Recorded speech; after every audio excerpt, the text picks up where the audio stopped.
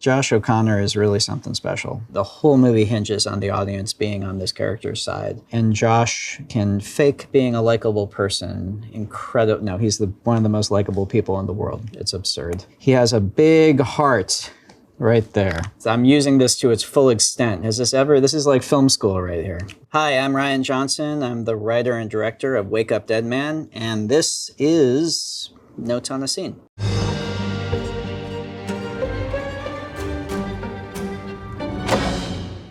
Something. I don't even like the devil. What we're looking at here is a scene that's in the middle of the investigation. And our setup here is Father Jud, who's played by Josh O'Connor, is being brought along by Detective Benoit Blanc, played by Daniel Craig, and they're accompanied by Geraldine, who is the local police chief, played by Mila Kunis. We shot the movie mostly in London. We did a little bit of second unit work in a small town up in the Hudson Valley, and this is a drone shot from there. And then this is kind of an interesting effect shot because the facade of this bar was built on a stage in London, and I think also some of the sidewalk is a set lit by lights to make it look like it's sunlit. We went to great expense to get Blanc's car right here. Is shot in upstate New York in a small town. Movie magic. Now ruined for you. Sorry. This is the murder weapon. Slight spoiler alert. If it's a spoiler that there's a murder in the murder mystery, you just got it. And this head, this wolf head, was a lamp top in one of the lamps in this bar. And it's been removed at some point and used as the top of this knife. And so that's why they're investigating this place. I'll tell you something. I don't even like the devil.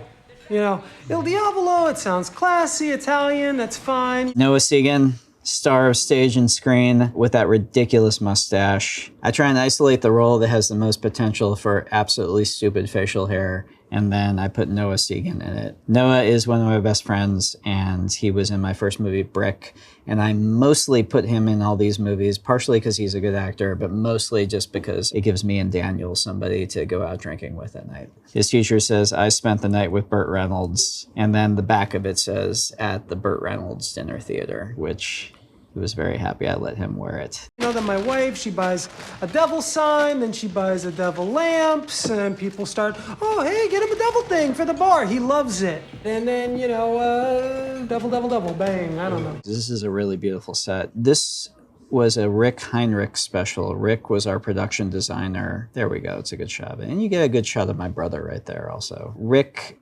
Heinrich, I worked with on The Last Jedi, and then he designed Glass Onion, which had some huge scale sets. And this set is not a big, massive one. Our biggest set was the church. The interior of the church is actually also one of the most amazing sets I've ever walked onto that Rick Heinrich designed. But this, I love just how rich it is. And this is largely, there's the set design, and then there's the art department who actually dresses the set with all of this amazing detail. And you can see they basically had this idea that this poor guy started a devil-themed bar. Everyone started giving him more devil stuff, and now he's trapped in this bar. It's kind of like when somebody learns, oh, she loves rabbits, and suddenly this poor friend of yours is getting 18 rabbit-themed gifts for their birthday and is cursed with being surrounded by rabbits in their life. It's like that, but with the devil. So we had great fun thinking of different kind of variants of different posters and stuff. And there's this dude here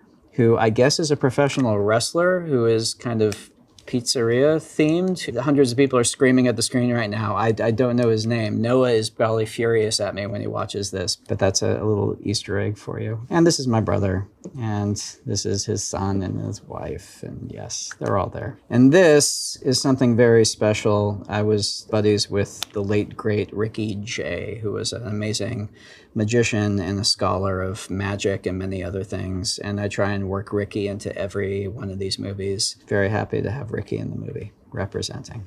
But that's it, right? Yeah. Oh. So this is figuring out the clue of the devil head. But you know, it wasn't red though. It's red now. It's paint. Yes, I hope. yes, freshly painted.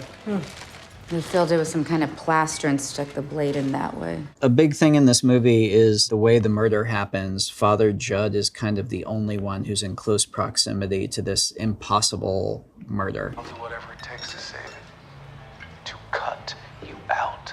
basically everyone in the town thinks he's guilty. And most of the congregation hate him for different reasons. And so this video has leaked out where he was kind of dressing down the guy who was murdered. It's going around town. All to say, I used that moment in this scene to kind of just twist the knife a little bit with him and have this random looking jerk customer, number one, listening to that clip, just to kind of turn the screws on Jud a little bit partway through this.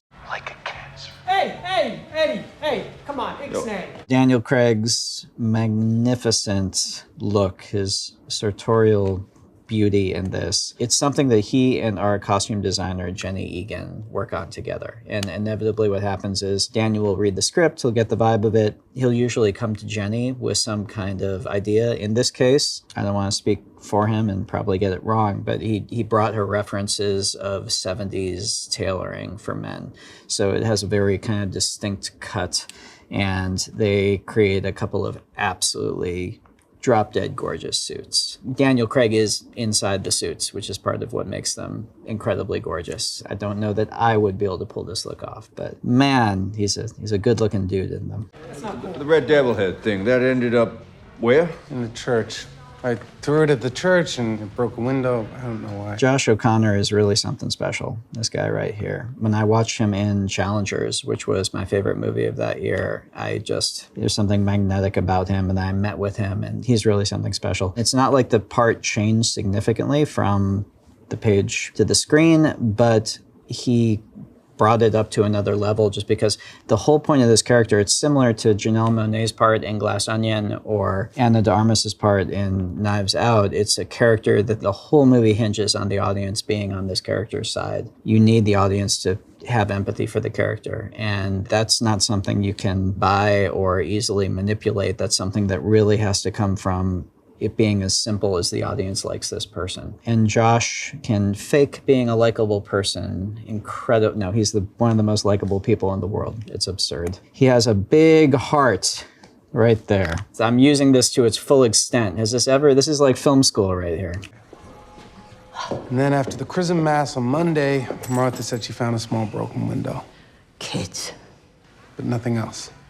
A little flashback here. We got a little glimpse of Glenn Close as Martha. Look at that gaze. Oh my God. Let's get lost in those eyes. She's kind of the keeper of the church. She is very devout, and she doesn't like at all that someone has broken this window. She thinks it's Kids.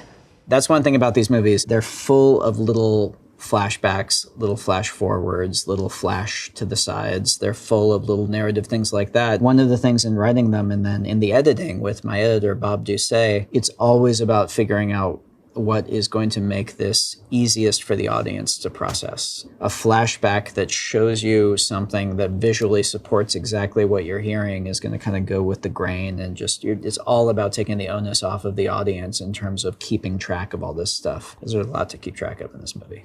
It's interesting, when I made my first movie, Brick, the one thing I hadn't done was work with real actors. I had made lots of shorts. I knew shots, I knew editing, I knew something about writing. The one thing I had never experienced is working with actors. And so it's the thing I was most terrified of. I think because I had built up in my head some idea that they have some secret language they talk, and you have to know some kind of method or some way of like talking to them. And it instantly became my favorite part of the whole process once I realized that with really good actors, it's not that at all. It's play. It's communication, and it's play, and it's forming a bond of trust. And the reality is, the more actors I've been really, really blessed with getting to work with some of the best actors in the world. It's not like it's harder working with great actors. It's actually a lot easier working with great actors, not just because they're good, but because if they are truly great at it, it's because they love the process. They want, like Glenn Close is a fantastic example. Glenn Close loves making movies. She shows up on set every day, and she has these like childlike eyes when she shows up on set, just like, what do we get to do today? The whole rest of the cast and me, we just fed off of her energy. For somebody who's had the career that she has and has the roles under her belt that she's got, to see her show up every day as if this is like the first day that she gets to do this, it's pretty thrilling. And it's also what leads to great performances, because that means they're gonna be engaged. They're not coming at this with like, okay, I'll throw out a number 5. I know how to do this one. They're coming at every day, building it from the ground up. All right, so this is a gag I'm very happy with. Essentially, Blanc is realizing that he can line up this photo of the bar and kind of get a before and after picture of when the devil head was here, and then it's gone. The easy way, the sane way to do this would have been with a comp, to just shoot this green screen. That's not how we did it. We set up our Alexa camera right here. We got this shot. We got the shot that we positioned Jeremy here, we positioned Noah here, and got this shot for the still. And then we left the camera locked down while we went and put the shot in Photoshop and exported a still from it and printed out the still and put it in this frame while we left the camera here. So it was the exact same perspective, exact same lens, which is why it lines up perfectly when he pulls it back and forth. And I was very happy because this whole thing with Noah leaning into the exact same position was kind of something that we just discovered while we were shooting it. That was a very happy accident. It's always fun when you have these weird little practical ideas and then you do them on set and you can actually see them and the whole crew is like, that works. Look at Noah's shit-eating grin. Look at that. So Blanc, he functions in these movies kind of in the same way that Poirot functions in Agatha Christie's films, or Miss Marple, or any of the great detectives. For me, kind of the key to it is that Blanc is never actually the protagonist of these films. There's always a character who is carrying the lead. In this case, it's Josh O'Connor's character, Father Jud.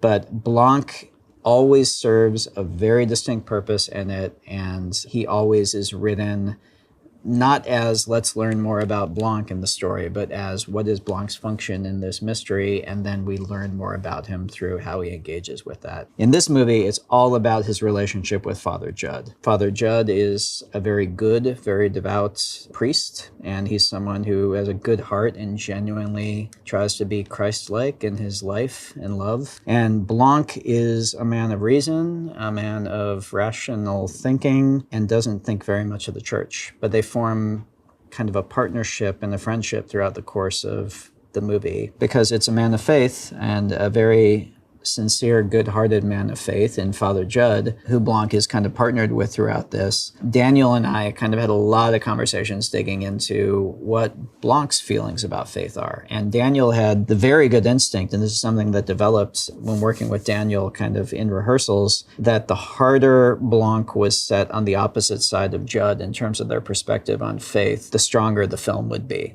Because that relationship then is going to have to be truly earned by two people who are coming at it from very, very different perspectives. That was a incredibly smart insight on Daniel's behalf. I think it really plays in the movie. This is, it's a Benoit Blanc mystery, so first and foremost, it's a big fun entertainment. This is, for me, even a little more personal than the previous movies because faith and religion is at the heart of this movie, and I grew up very Christian. I grew up not Catholic. This movie is set in a Catholic church. I grew up Protestant, kind of what we would call evangelical today. I was a youth group kid, and it wasn't just that my parents took me to church. I really, my whole perspective in life was really based on a relationship with Christ. It was very important to me. I'm not anymore. I've kind of grown away from that later in life, but it's still something that I have deep feelings about. So this movie, in a way, by having Father Jud and Benoit Blanc kind of talk about this and kind of butt heads about it, it was a way for me to take both of those perspectives inside me and get them talking with each other. Do you see that? Jud then spots the thing that is, it's a little bit like that bar game of what's different between these two pictures. Yeah. Jud spots, if you'll notice, Dr. Nat, played by Jeremy Renner right here, is gone, but his bag is here. Joink.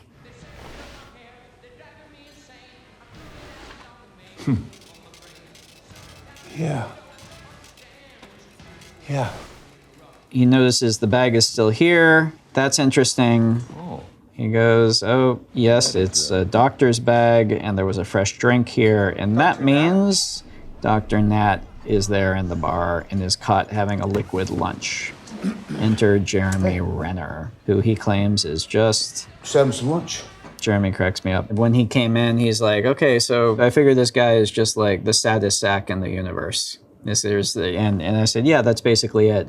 And then he brought kind of a physicality to it and kind of like a bumbling nature that I think all the other actors, a lot of whom have done a lot of comedy work, were really, really surprised by how funny Jeremy Renner was. I don't think anyone kind of expected that. We asked permission to use his face in the Renning hot sauce, but then we just kind of ignored the fact that Jeremy Renner exists as a celebrity in this universe, and he's just an actor playing a doctor in this one. Let's see if we can actually find, because this would be where it is, but I don't see it.